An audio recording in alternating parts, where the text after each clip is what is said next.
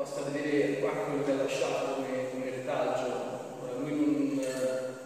non era un accademico, non come ce lo immaginiamo, ha fatto sempre il suo lavoro un po' nell'ombra, poi ogni tanto collaborando con l'università, sfiorando fondamentalmente. Però ha lasciato una grande eredità, con persone come me, come Daniele e anche altri che sono qui dentro, hanno avuto la fortuna anche solo di parlarci anche online, sicuramente un ricordo che va al di là di, non lo so,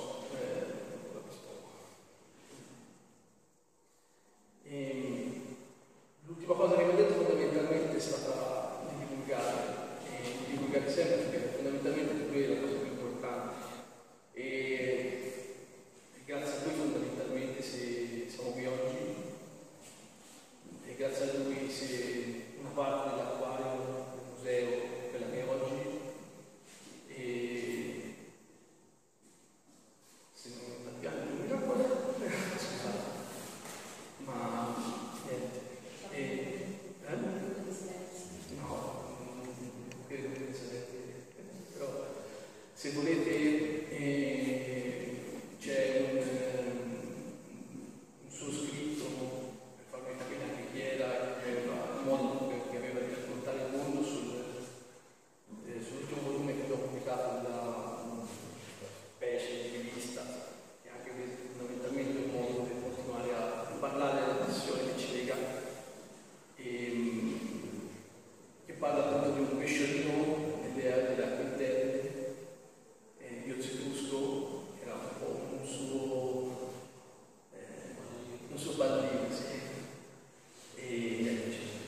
lo trovate scritto qui sopra, e se volete una copia poi ce la chiedete, ma niente, ora lascio la parola a Daniele.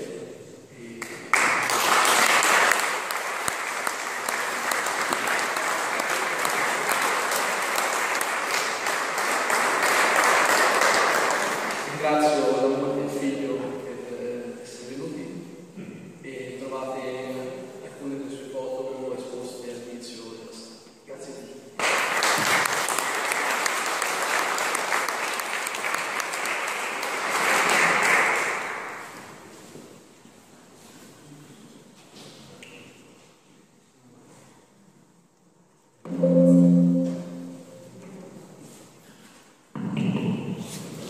Buongiorno a tutti, io sono Daniele Pieracci e questa mattina voglio presentarvi in maniera sintetica, spero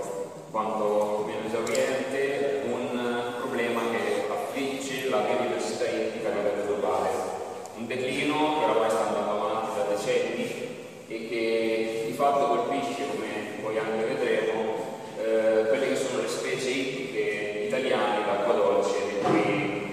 andremo a parlare al termine della presentazione. Prima di cominciare vorrei fare una breve introduzione, perché quando parliamo di fauna ittica, di pesci in generale, noi ci riferiamo a un gruppo di vertebrati che è estremamente numeroso, il più grande gruppo di vertebrati oggi esistenti. Tuttavia il termine pesce, che non ha alcun tipo di valore dal punto di vista tassonomico, ingloba al suo interno delle specie che sono talmente tanto diversificate fra di loro, addirittura da appartenere a 4 classi differenti di vertebrati. Proviamo infatti a vedere le lamprede, che sono degli agnati, troviamo per l'appunto i condroitti come gli squali, le razze o le chimere, troviamo ancora i teleostei, ad esempio, che sono antinotterici, pesciapinne raggiate, o colorosti come gli storioni, e ovviamente anche un piccolissimo gruppo di specie molto particolari che sono i saltatterici, pesci a pinne carnose, peraltro al cui grade, alla cui linea evolutiva apparteniamo anche noi esseri umani, perché come tetrapodi ci siamo svincolati proprio dai crossoterici rivisti, che sono appunto un gruppo di saltatterici. Ora, tutte queste specie, 35.000, un numero estremamente elevato,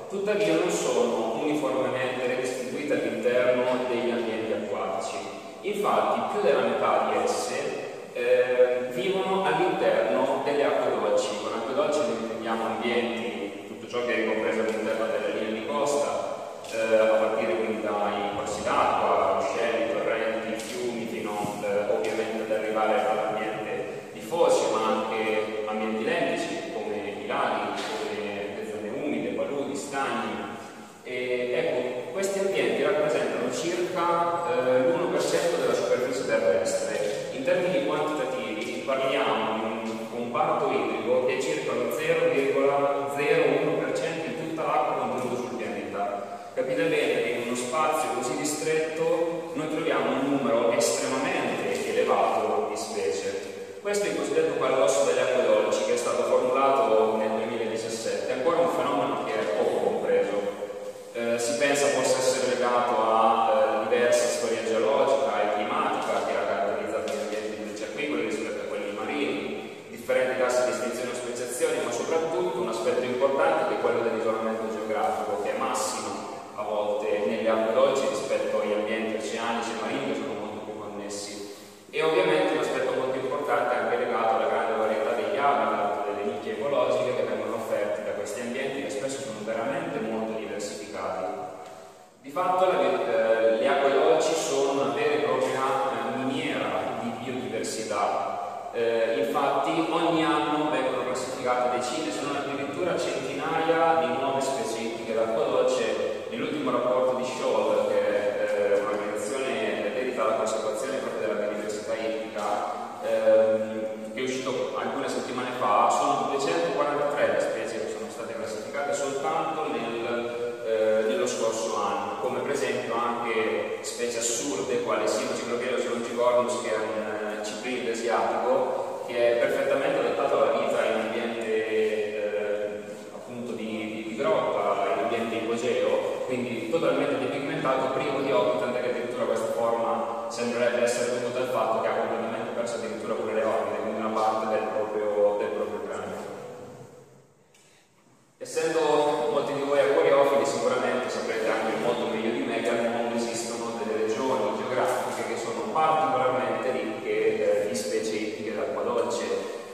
Sono per esempio il sud-est asiatico o l'Africa equatoriale, ancora l'enorme gigantesco bacino del Rio dell'Amazzoni. Tuttavia, anche alle latitudini più elevate, noi possiamo trovare delle regioni dove la biodiversità ittica d'acqua dolce è comunque molto importante. Uno di essi è proprio il bacino del Mediterraneo, in particolar modo quella che è l'Europa meridionale, con le tre penisole, che sono la penisola iberica, la penisola balcanica e la penisola italiana, come appunto delle vere e proprie punte di diamante della biodiversità ittica dell'Europa. In Italia sono presenti dalle 60 alle 64 specie, che rappresentano circa il 10% di tutte quante le specie ittiche presenti in Europa. Le ho elencate all'interno di questa tabella, dove ho evidenziato in grassetto quelle che sono le specie endemiche e subendemiche, ovvero delle specie che sono proprie del territorio italiano o che nel caso delle specie subendemiche condividiamo con delle regioni geografiche prossime, contigue all'Italia, oppure parte della Svizzera, oppure parte dell'area balcanico, ma che appartengono ovviamente a degli ambiti geopolitici differenti, quindi a dei paesi che sono diversi dal nostro. Ora, purtroppo le specie italiane, ma in generale, come dicevo all'inizio, tutte quante le specie ittiche d'acqua dolce, la maggior parte delle stesse, sono oggi in fortissimo pericolo. Questo perché? Perché l'IUCN, che è l'Unione Internazionale per la Conservazione della Natura, ha stimato per i pesci d'acqua dolce un tasso di estinzione doppio rispetto a quello di tutti gli altri vertebrati, con 3.000 specie considerate a rischio estinzione e purtroppo più di 80 che sono oramai già dichiarate estinte. L'ultimo, proprio in termini cronologici, è questo magnifico condrosteo qui in basso, che è il pesce spatola cinese, il Cephalus gladius, che è stato dichiarato ufficialmente estinto purtroppo nell'anno 2022. Il problema principale della fauna ittica d'acqua dolce è che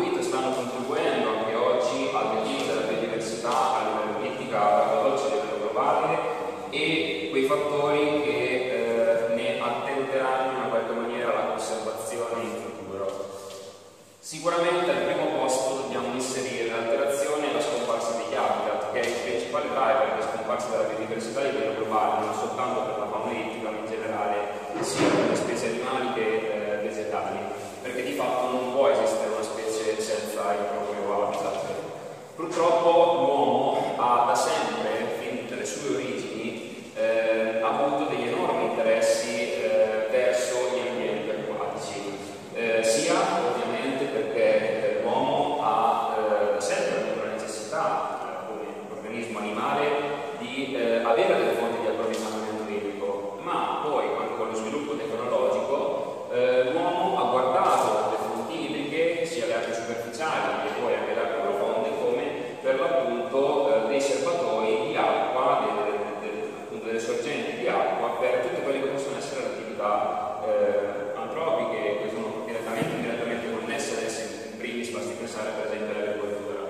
Ecco, quindi di conseguenza l'uomo nel tempo ha anzitutto intaccato quella che è la disponibilità idrica tramite opere, a volte anche norme di attingimento, di prelievo, che quindi hanno ridotto appunto l'acqua a disposizione spesso anche per la fauna acquatica. Ma l'uomo non ha soltanto intaccato la quantità dell'acqua, ma è andato anche ad intaccarne la qualità. Questo perché? Perché oltre ad attingere dalle acque, noi purtroppo sulle acque molto spesso ci riversiamo tutta una serie di sostanze che sono connesse a fondamentalmente prodotti di rifiuto delle nostre attività di vario tipo, dalle civili, dalle industriali o zootecnici, e queste sostanze ovviamente andranno a determinare delle alterazioni su tutti quanti quelli che possono essere i parametri chimico-fisici delle acque, quindi banalmente effetti sulla temperatura, l'aumento della concentrazione di nutrienti che con fenomeni di eutrofizzazione, fino anche ovviamente a parlare di introduzione all'interno delle reti trofiche di molecole, composti che possono essere o ad esempio degli elementi estremamente tossici come metalli pesanti, ma anche composti di sintesi, xenobiotici, che vanno ad alterare le caratteristiche fisiologiche per esempio degli organismi, fungendo talvolta da interferenti endocrini. Avrete sicuramente sentito una notizia che è stata pubblicata circa, mi sembra 2 anni fa, di anguille che sono state pescate nel fiume Tamigi a Londra e che sono risultate positive alla cocaina. Quindi di fatto qualsiasi cosa l'uomo fa, prima o poi, soprattutto per quanto riguarda le acque superficiali con i corsi d'acqua, finisce all'interno di un corso d'acqua e purtroppo i pesci dovranno molto spesso scontarne gli effetti. Inoltre l'uomo ha, sempre per i propri scopi, portato avanti delle opere di artificializzazione dei corsi d'acqua, volte proprio a piegare la natura ai nostri bisogni. Abbiamo per esempio quindi rettificato i corsi d'acqua, andando ad artificializzarne gli alberi, cementandoli, per ridurre ad esempio i rischi idraulici di alluvioni, di esondazione. Abbiamo anche introdotto la resimazione delle acque, abbiamo sottratto all'acqua talvolta degli interi territori con opere di bonifica enormi, talvolta addirittura facendo scomparire degli interi laghi. Basta pensare in Italia al lago del Fucino, che è stato letteralmente prosciugato nel giro veramente di pochi decenni. E l'uomo ovviamente ha anche si è letteralmente mangiato anche tutti quelli che sono gli ambienti prossimi ai corsi d'acqua, quindi facendo scomparire le zone collinari, facendo scomparire le piane alluvionali che sono state sacrificate per ad esempio promuovere lo sviluppo industriale, agricolo, urbano. Ora capite molto bene di conseguenza, quindi peraltro ancora oggi l'uomo continua imperterrito a gestire i corsi d'acqua, ad esempio tramite la riprofilazione degli alberi, la risagomatura degli stessi, addirittura sportando talvolta chilometri di vegetazione ripariale per la riduzione del rischio idraulico. Capite bene che di conseguenza da fiumi naturali magnifici molto spesso ciò che noi abbiamo oggi sono queste cose qua, che altro non sono di fatto che dei canali molto spesso sterili, privi pressoché di vita. Un aspetto su cui poi credo che sia anche abbastanza importante soffermarci è quello dell'introduzione della continuità fluviale. Per quale motivo? Anzitutto con l'introduzione della continuità fluviale cosa intendiamo?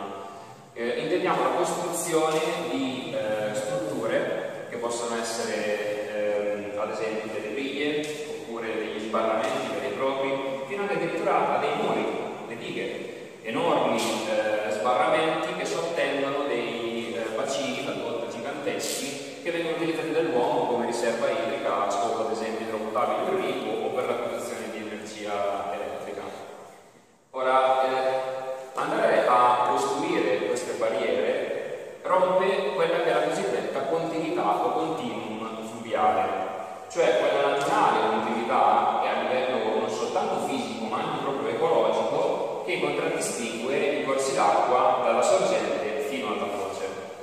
E quando noi poniamo una barriera che rompe questa continuità, questi, uno delle può essere un grande invaso, questi sono tutti quanti gli effetti che andiamo a produrre sullo stesso, dalla riduzione del trasporto solido, perché la bacinizzazione a monte della diga, rallentando la corrente, fa sedimentare tutto il materiale trasportato e quindi ciò che noi otterremo spesso a valle è un'acqua filtrata, un'acqua scarica povera di sedimenti che di conseguenza andrà a provocare l'erosione, favorire quindi l'incisione spesso dell'erosione degli alberi. Dall'altro lato l'impoverimento della falda, perché concentrare grandi quantità di acqua a monte fa sì che si riduca spesso, voi anche perché spesso non si rispettano nemmeno dei flussi minimi vitali stabiliti, fa ridurre di molto a valle il quantitativo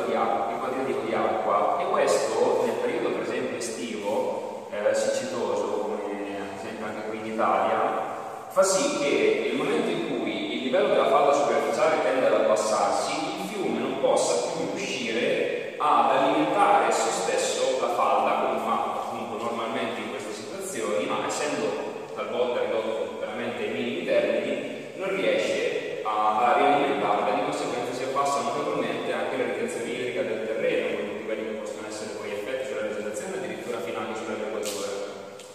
Dall'altro lato troviamo anche l'alterazione per esempio della stagionalità delle portate, perché l'acqua viene rilasciata da questi bacini per esempio quando è interesse nostro e non ad esempio rispettando il naturale variare delle portate durante le varie stagioni, così come dall'altra parte l'alterazione delle temperature, perché molto spesso l'acqua da questi invasi per esempio esce dal fondo.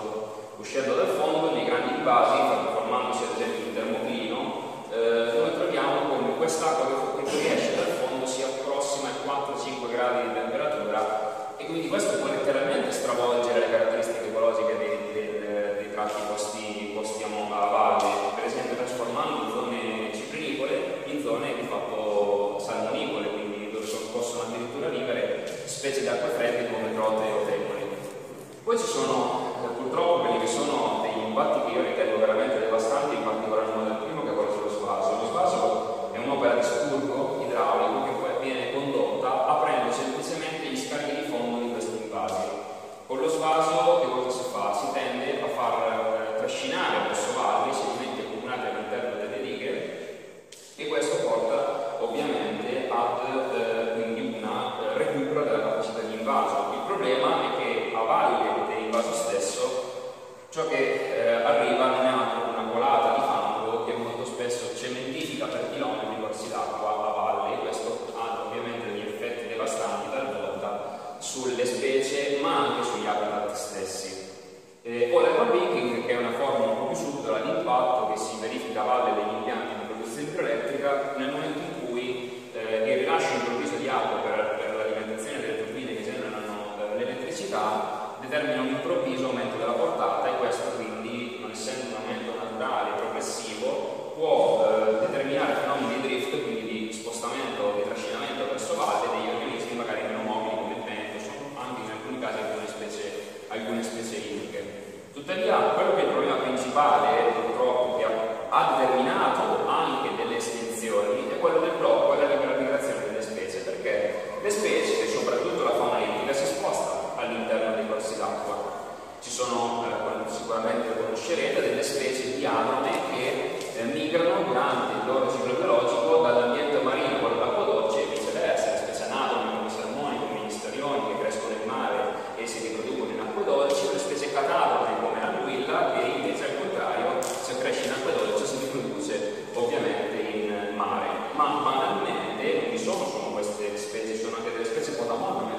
che hanno comunque necessità nel corso della loro esistenza di migrare spesso anche più volte durante l'anno tra la parte più alta e la parte più bassa di un corso d'acqua per motivi trofici o riproduttivi. Tutte queste specie sono state terribilmente impattate dall'alterazione del continuum fluviale, tant'è che nell'ultimo report della Convenzione sulle specie migratorie queste specie sono ridotte di circa il 70% in media, con addirittura dei picchi fino al 95-97%. E perché questo è un problema particolarmente grande? Perché purtroppo noi in Europa siamo letteralmente invasi dalle barriere. 1,2 sono le barriere censite, ma queste sono soltanto le barriere di grandi dimensioni, perché dovessimo inserirci anche tutte quante quelle barriere più piccole, come anche banalmente delle briglie di grandi dimensioni, che frammentano la continuità fluviale a livello locale, probabilmente avremo una mappa quasi completamente nera. Sicuramente uno degli aspetti che può contribuire alla riduzione del declino della fauna ittica d'acqua dolce è quello del sovrasfruttamento. Le acque dolci sono molto meno pressate, molto meno interessate alla pesca di tipo industriale, alla pesca professionale, rispetto ovviamente a quelle marine, ma vi sono delle realtà in cui, ovviamente anche per esempio in Italia, basti pensare ai grandi laghi bravini, in cui gioca un ruolo comunque importante a livello economico locale. Di conseguenza un'attività di pesca che viene portata avanti in maniera non sostenibile, quindi senza quote, senza periodi di fermo, con attrezzature magari che non sono particolarmente selettive, può indurre una riduzione notevole degli stock ittici e di conseguenza un declino, talvolta la scomparsa delle specie che li costituiscono. In parallelo troviamo anche la pesca illegale, che talvolta sfocia in veri e propri atti di bracconaggio, ovvero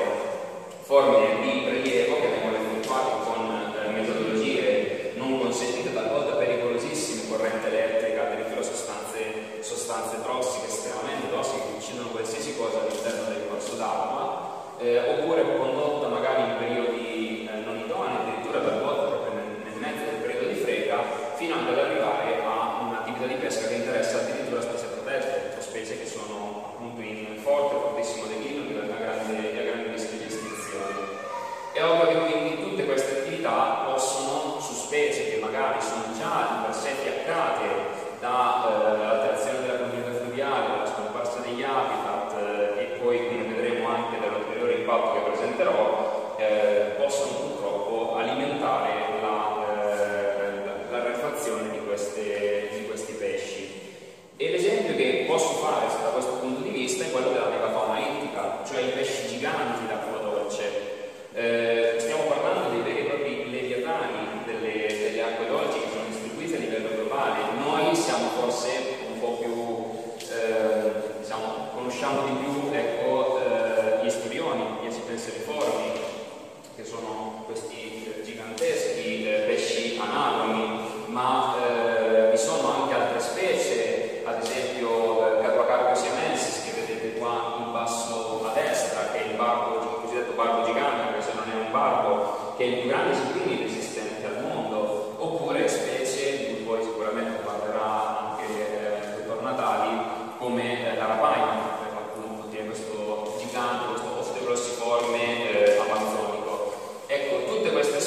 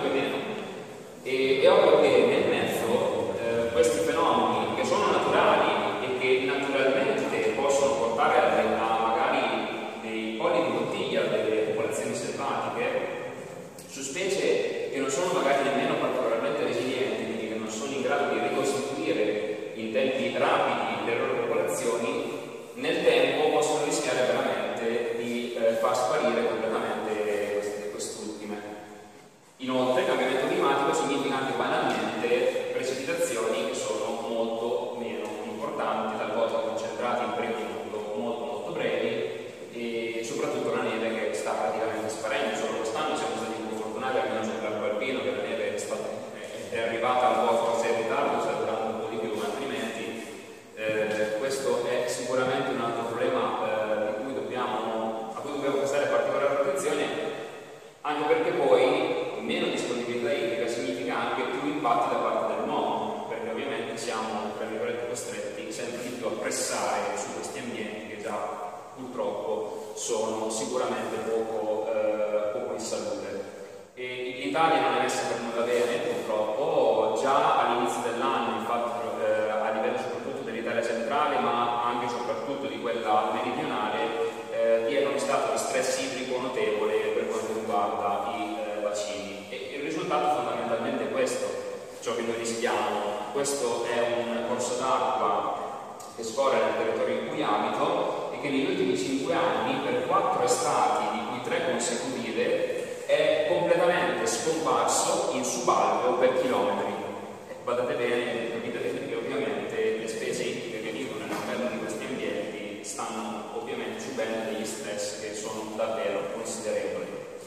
In Europa meridionale noi siamo particolarmente fortunati perché abbiamo questa grande ricchezza di fauna idrica autoctona, ma siamo al contempo anche particolarmente sfortunati perché l'Europa meridionale purtroppo è quella che è anche maggiormente suscettibile agli effetti del cambiamento climatico. Dal punto grafico centrale, dalla immagine centrale, vedete proprio che le 3 penisole, la penisola iberica, la penisola balcanica e anche quella italiana, sono quelle dove sono presenti il maggior numero di specie a rischio a causa appunto proprio degli effetti del cambiamento climatico. In ultimo, ma non per importanza purtroppo, è il problema delle specie aliene. Il concetto di specie aliena o specie autoctone probabilmente lo conoscerete tutti. Sono dei organismi che sono stati introdotti per cause direttamente o indirettamente connesse alle attività umane. E di per sé il concetto di alloctonia non sarebbe nemmeno un concetto particolarmente problematico, perché talvolta una specie può entrare all'interno di una comunità biologica e inserirsi per esempio sfruttando una nicchia vacante senza determinare grossi stravolgimenti, grosse problematiche a livello ambientale. Il problema quando è? Quando questa specie diventa invasiva, ovvero una specie alloctona che può provocare degli effetti negativi particolarmente importanti, talvolta catastrofici sugli ecosistemi, con implicazioni anche sulla salute e ovviamente tutte quante le attività umane. Sono 37.000 le specie aliene invasive a livello globale censite dall'IFES. I costi di gestione oramai hanno superato 400 miliardi di euro e purtroppo questo sembra un fenomeno che non può essere arrestato. Ed è un fenomeno molto preoccupante perché purtroppo le specie aliene rappresentano fra la seconda e la terza causa di estinzione delle specie native, che diventa la prima anche e soprattutto quando guardiamo determinati taxa, come per esempio quello della fauna africana. L'Europa si è dotata negli ultimi anni di atti normativi che cercano in qualche maniera di avvicinare il più possibile questo fenomeno, con il regolamento 1143 del 2014 che ha costruito questo sistema per la prevenzione alla introduzione e alla diffusione di tali specie, ma anche con il regolamento di esecuzione 1141 del 2016 aggiornato con il 1223 del 2022 che ha prodotto il cosiddetto elenco di specie aliene invasive di rilevanza unionale, quindi specie di particolare rilevanza per gli impatti e effetti negativi che possono avere, che quindi sono state inserite in questa blacklist e sottoposte a tutta una serie di limitazioni molto molto importanti circa la commercializzazione, la diffusione, la pesca e il trasporto e così via.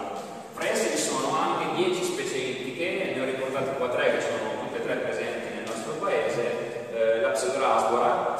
barba, questo gobionide di origine asiatica, poi queste 2 specie nordamericane che sono il pesce gattonera Virus meras e il persicosole Lepomys gibbosus. E purtroppo con i pesci noi siamo stati molto sfortunati perché la fauna ittica, le specie ittiche in generale d'acqua dolce, sono i vertebrati maggiormente introdotti a livello globale. E come vedete in Europa ci siamo messi particolarmente di impegno, soprattutto da questa ultima immagine, potete vedere come l'Europa occidentale, con capofila l'Italia e la Francia, detengono il record per il numero di specie ittiche d'acqua dolce introdotte. Le cause principali di introduzioni possono essere rintracciate nelle fughe da allevamenti ittici, talvolta nelle introduzioni accidentali accidentali, quindi con delle fughe da parte del mondo dell'acquariofilia, talvolta purtroppo anche con delle introduzioni volontarie, e anche con quello che io definito trasporto accidentale, un fenomeno che per esempio sfrutta le acque di zavorra delle imbarcazioni, con cui si sta ad esempio distribuendo oramai in buona parte del mondo una specie invasiva particolarmente temibile, che gli Orthoctocaspidum proprio melanostomus, che sta flagellando le acque delle regioni dei grandi laghi nordamericani, che purtroppo è presente anche in Italia da alcuni anni. Tuttavia la principale causa di introduzione è da ricondursi alle attività